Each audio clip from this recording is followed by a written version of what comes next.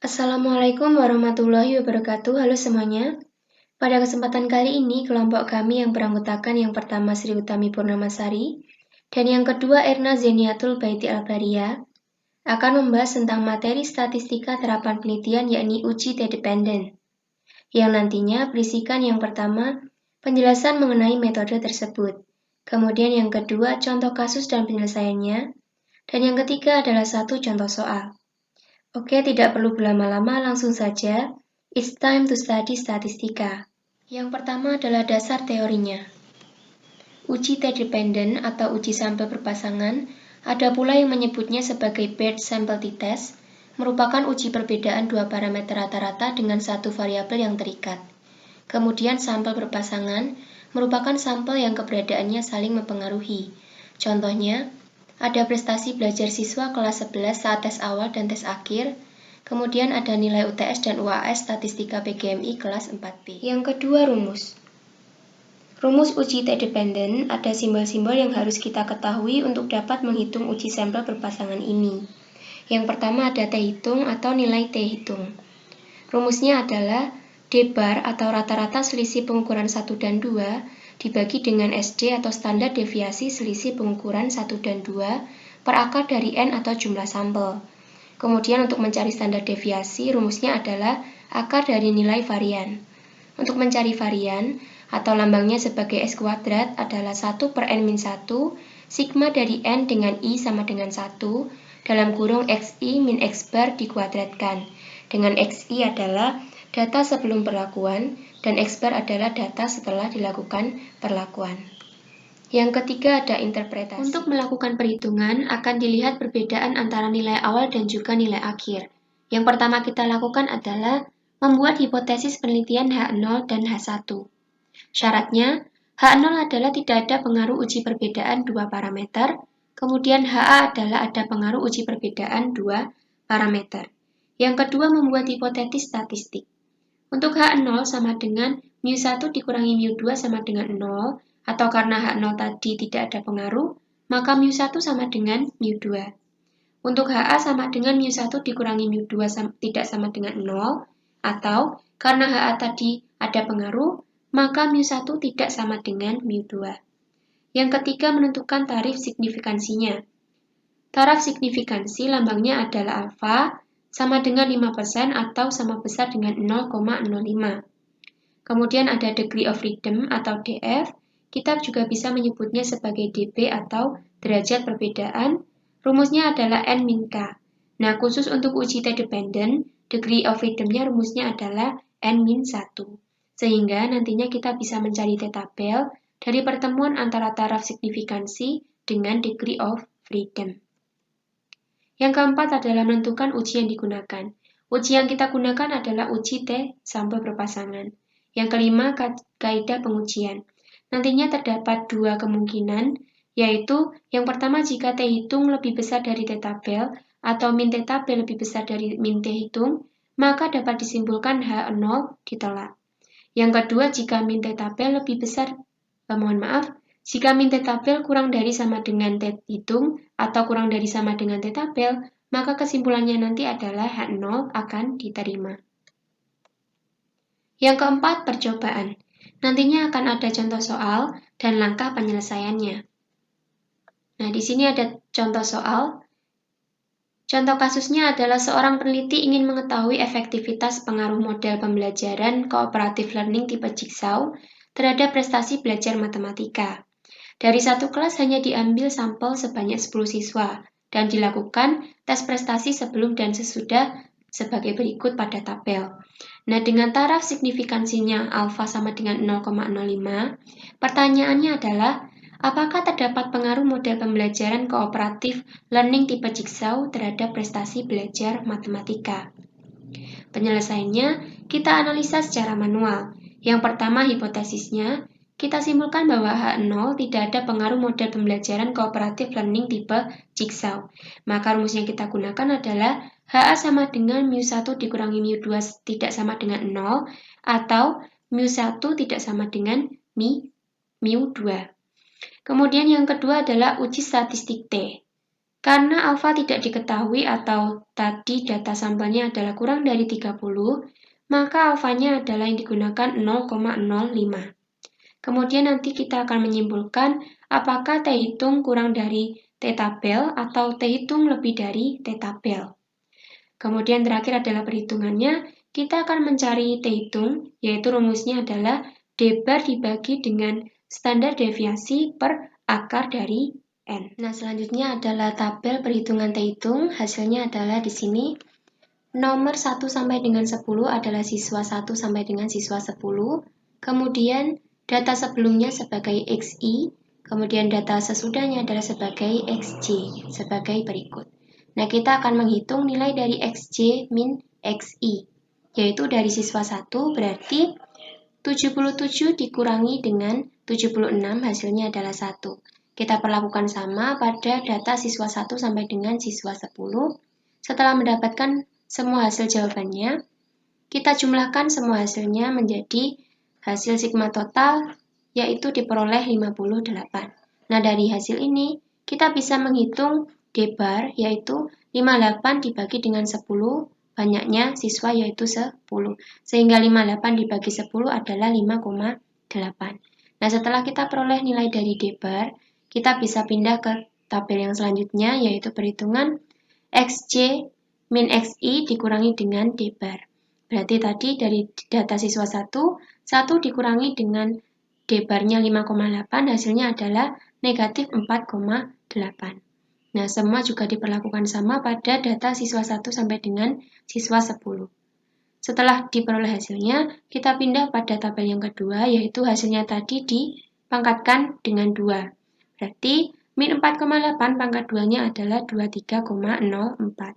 Diperlakukan sama pada data siswa selanjutnya. Setelah diperoleh semua hasilnya, sama juga kita jumlahkan, sehingga diperoleh sigma atau jumlah totalnya adalah 167,6. Nah, dari data ini, kita bisa menghitung variansi atau X pangkat 2, rumusnya adalah 1 per N-1, sigma dari N dengan I sama dengan 1, dalam kurung, rumus yang kita hitung tadi yaitu XJ min XI dikurangi D bar dipangkatkan dengan 2. Maka 1 per N-nya adalah 10 dikurangi 1, 9, berarti 1 per 9 dikalikan dengan hasilnya tadi, yaitu 167,6, maka hasil dari variansi adalah 18,62. Nah, karena variansi adalah S pangkat 2, maka nilai S adalah akar dari variansi.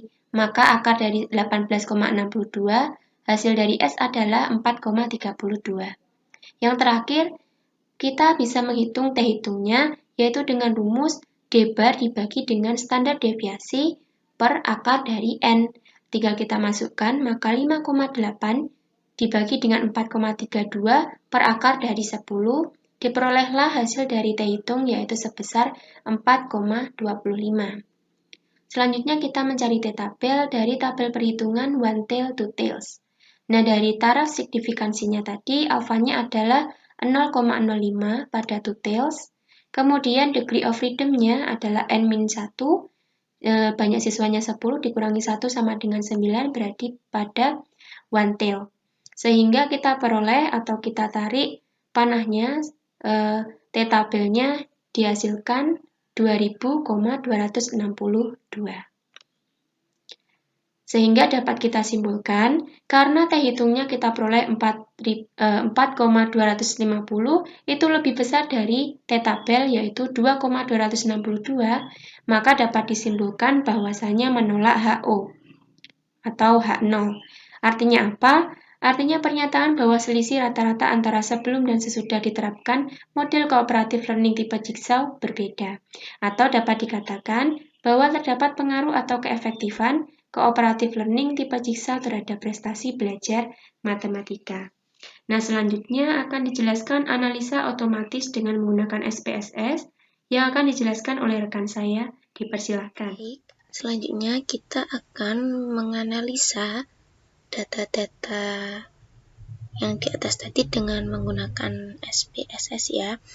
Di sini sudah disajikan data yang mana telah diinputkan pada tabel-tabel SPSS yakni di mana X1 ini sebelumnya bahwa kemudian X2-nya ini setelahnya. Jadi sebelumnya itu ada 76, 78, 75 dan seterusnya.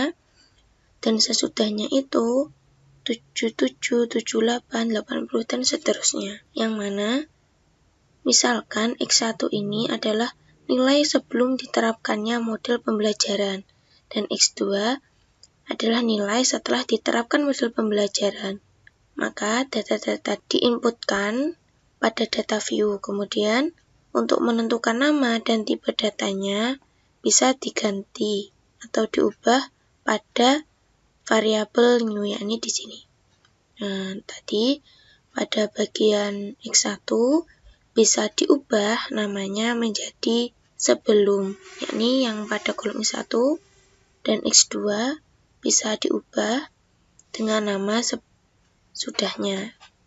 Kemudian untuk menganalisanya kita kembali lagi ke data view. Oke, setelah itu yang pertama kita pilih ini, analyze. Nah, kita klik, kemudian kita klik compare means. Nah, di sini ada beberapa pilihan, namun yang dipilih adalah Pilot Sample T-Test. Nah, yang nomor 2 dari bawah. Di sini kita tinggal dimasukkan saja pada variabel 1, yakni data sebelumnya. Kita klik tanda panah ke kanan. Kemudian untuk variabel 2-nya, yakni data setelahnya. Nah, kita klik ke kanan. Jangan lupa untuk mengklik option. Nah, kemudian berhubung sudah otomatis ini di sini 95. Tapi kalau nanti pada SPSS-nya teman-teman belum diinputkan, maka diinputkan manual ya. Di sini nilainya 95. Kenapa kok 95? Karena alfanya kan 0,05. Jadi interval confidence-nya ya ini 95%. Kemudian setelah itu klik continue. Setelah itu klik OK. Maka akan menghasilkan hasil analisa seperti ini. Pada kolom yang pertama, pada Pilot Sample Statistik, berdasarkan dari hasil statistik deskriptifnya, jelas ya, terdapat perbedaan pada rata-rata antara X1 dan X2, yang mana X1 di sini nilainya 73,8 dan X2-nya nilainya 79,6. Kemudian pada hasil kedua, yakni pada kolom Pilot Sample Correlation, dapat dilihat bahwa korelasinya bernilai 0,402, yang mana korelasi antara sebelum dan sesudahnya bernilai rendah. Dan pada kolom yang ketiga, kolom ini, yakni Pilot Sample Test, dapat dilihat bahwa H0-nya ditolak dan menerima H1 karena nilai signifikannya adalah 0,002, yang mana nilai signifikan dari sebelum dan sesudahnya itu lebih kecil dari nilai alfanya. Nilai alfanya tadi kan 0,05. Artinya selisih rata-rata berbeda, sehingga dapat dikatakan penerapan model pembelajaran cooperative learning tipe Jigsaw efektif terhadap prestasi belajar matematika. Terakhir ada contoh latihan soal. Terdapat contoh kasus akan diteliti mengenai perbedaan penjualan sepeda motor merek A di sebuah kabupaten sebelum dan sesudah kenaikan harga BBM. Data diambil dari 15 dealer. Data yang diperoleh adalah sebagai berikut. Dengan taraf signifikansi 5%, maka tentukanlah apakah ada perbedaan penjualan sepeda motor merek A di sebuah kabupaten sebelum dan sesudah kenaikan harga BBM. Berikut ini sumber referensi yang digunakan oleh kelompok kami. Nah, itu tadi penjelasan singkat mengenai uji T-dependent. Apabila terdapat salah tutur kata, kami mohon maaf. Sekian presentasi dari kelompok kami. Wassalamualaikum warahmatullahi wabarakatuh.